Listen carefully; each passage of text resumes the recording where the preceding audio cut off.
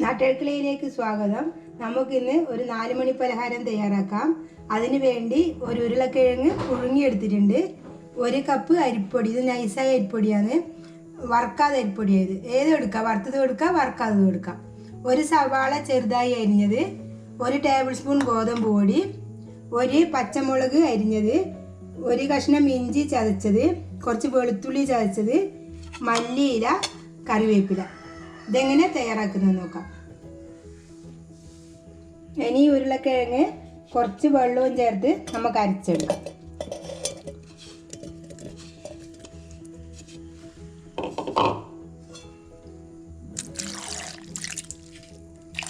ഇതിന് നന്നായി അരച്ചെടുക്കാം. ഉരുളക്കിഴങ്ങ് അരച്ചെടുത്തിട്ടുണ്ട്. ഇത് അരക്കുമ്പോൾ തന്നെ ഞാനിതിൽ ഉപ്പ് ചേർത്തിട്ടുണ്ടായിരുന്നു. ഇനി ഇതൊരു പാത്രത്തിലേക്ക് മാറ്റി കൊടുക്കാം.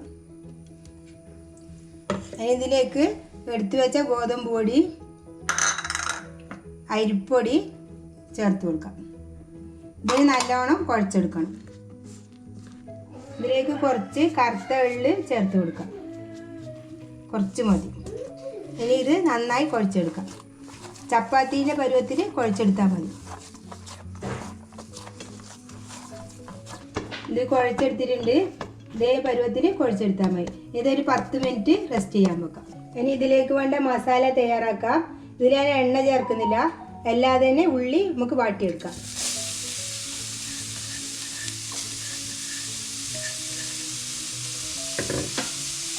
ഇനി ഇതിലേക്ക് പച്ചമുളക്, ഇഞ്ചി, വെളുത്തുള്ളി ചേർത്ത് കൊടുക്കാം. ഇനി ഇതിലേക്ക് കുറച്ച് മഞ്ഞൾപ്പൊടി ചേർത്ത് കൊടുക്കാം, കുറച്ച് മുളക് പൊടി ചേർത്ത് കൊടുക്കാം, കുറച്ചേ ചേർക്കുന്നത്, നല്ല എരിവുള്ള മുളക് പൊടിയാണ്. ഇനി ഇതിലേക്ക് കുറച്ച് പെരുംജീരകം പൊടിച്ചത് ചേർത്ത് കൊടുക്കാം. ഇനി ആവശ്യത്തിന് ഉപ്പ് ചേർത്ത് കൊടുക്കാം.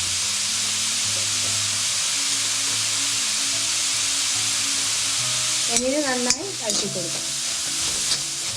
ചായയൊന്ന് നോക്കാം.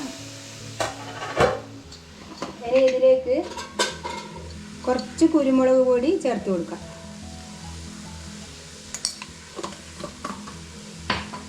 ഇനി ഇത് ഇളക്കി കൊടുക്കാം. നമ്മൾ ഉള്ളി നന്നായി ഫ്രൈ ആയി വന്നിട്ടുണ്ട്. ഇനി ഇതിലേക്ക് കുറച്ച് വെളിച്ചെണ്ണ നനച്ചു കൊടുക്കാം. മതി, ഇത്ര മതി. ഇനി ഇതിലേക്ക് ഉരുളക്കിഴങ്ങ് ഇത് പുഴുങ്ങി ചെറുതായി നുറുക്കിയതാണ്, ഇത് ചേർത്ത് കൊടുക്കാം.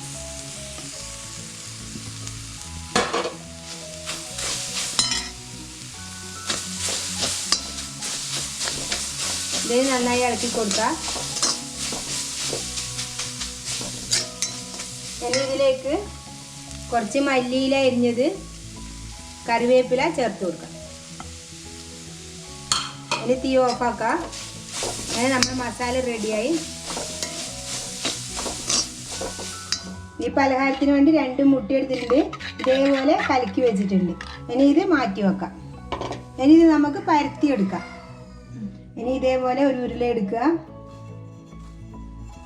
ഈ പ്രസ് ചെയ്യുന്നതില്ലെങ്കിൽ ചപ്പാത്തി പാലയിലിട്ട് നമുക്ക് പരത്തിയിട്ടെടുക്കാം. ഇത് ഇതേപോലെ ആക്കി ഈ പ്രസ് ചെയ്യുന്നതിൽ വെച്ച് കൊടുക്കുക. ഇതിൽ കടലാസ് വെച്ച് കൊടുത്തിട്ടുണ്ട്. ഇതേപോലെ പ്രസ് ചെയ്തിട്ടെടുക്കാം. ഇനി ഇതിൻ്റെ അകത്ത് നമ്മൾ എടുത്തു വെച്ച ഫില്ലിങ് ഇട്ട് കൊടുക്കാം.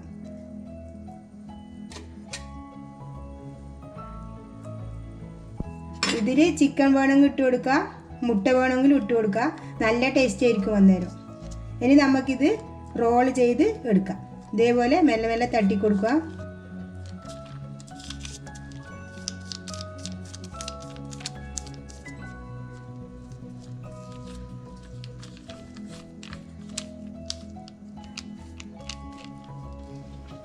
ഇതേപോലെ റോൾ ചെയ്ത് കൊടുത്തതിന് ശേഷം ഇതിങ്ങനെ ഒന്ന് ഉരുട്ടി കൊടുക്കുക.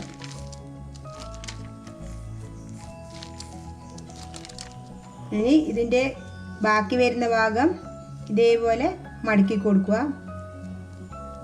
2 വശവും ഇതേപോലെ മടക്കി കൊടുത്താൽ മതി. ഇതേപോലെ ഒന്ന് പരത്തി കൊടുക്കാം. ഇനി ഇതിൻ്റെ വശം ഒരു ഫോർക്ക് വെച്ച് ഇതേപോലെ ആക്കി കൊടുത്താൽ മതി.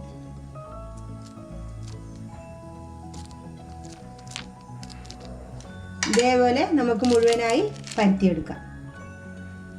ഈ മുട്ടയിൽ കുറച്ച് മഞ്ഞൾപ്പൊടി ചേർത്ത് കൊടുക്കുക, ഒരു നുള്ളി ഉപ്പും ചേർത്ത് കൊടുക്കുക. ബാക്കി എല്ലാത്തിലും ഉപ്പുണ്ട്, കുറച്ച് മതി. ഇത് കളറിന് വേണ്ടി ചേർത്ത് കൊടുക്കുകയാണ് മഞ്ഞൾപ്പൊടി. ഇത് നന്നായി ഇളക്കി കൊടുക്കുക.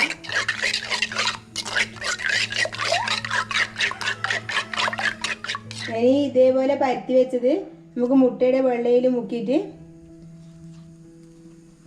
ചൂടായ എണ്ണയിലേക്ക് ഇട്ട് കൊടുക്കാം.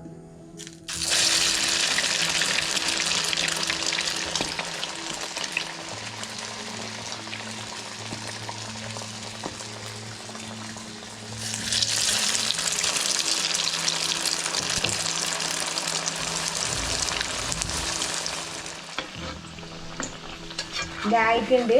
ഇത് നമുക്കൊരു പാത്രത്തിലേക്ക് വാങ്ങി വെക്കാം. ഇനി ബാക്കിയുള്ളതും ഇതേപോലെ ചുട്ടെടുക്കാം. അങ്ങനെ നമ്മളെ പലഹാരമെല്ലാം റെഡിയായി ഒരു പാത്രത്തിലേക്ക് ഇട്ട് കൊടുക്കാം. അങ്ങനെ മുഴുവനായി ചുട്ട് കഴിഞ്ഞു. എൻ്റെ വീഡിയോ ഇഷ്ടപ്പെട്ടിട്ടുണ്ടെങ്കിൽ ലൈക്ക് ചെയ്യുക, ഷെയർ ചെയ്യുക, സബ്സ്ക്രൈബ് ചെയ്യുക.